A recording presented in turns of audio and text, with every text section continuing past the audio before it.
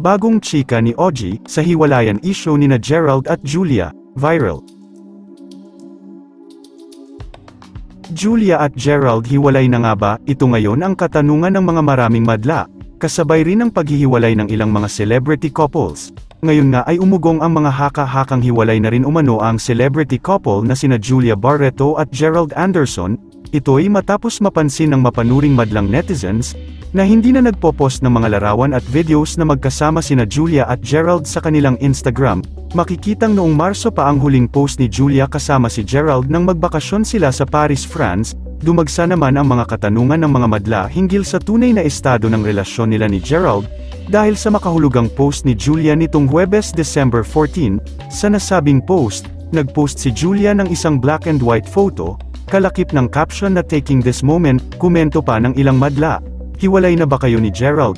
Wala na mga moment nyo sa Instagram mo? Walang reaksyon si Gerald? Hiwalay na ba? Maghihiwalay din ba kayo? Samantala, isa sa mga napag-usapan nina OG Diaz sa kanyang programa, na Showbiz Update, ang tungkol sa haka-haka ng mga madla na hiwalay na sina Julia at Gerald. Naniniwala si OG na hindi pa hiwalay ang dalawa dahil hanggang ngayon pina-follow pa raw nina Julia at Gerald ang isa't isa.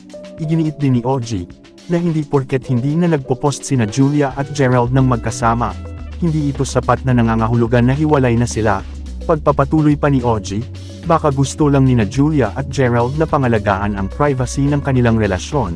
Aniya pa ni OG, actually Loino, they still follow each other, so, I don't think, dapat kong e-entertain yung mga thoughts nyo, kasi, diba, porke hindi nagpo-post na magkasama yung dalawa, or wala silang Instagram story na may video sila together?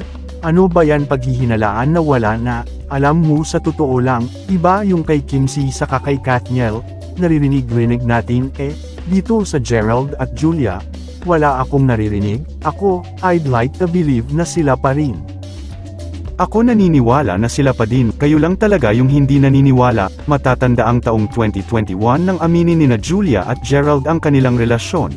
Hindi naging maganda ang simula ng relasyon ng dalawa matapos madawat sa hiwalayan nina Gerald at Bea Alonzo si Julia.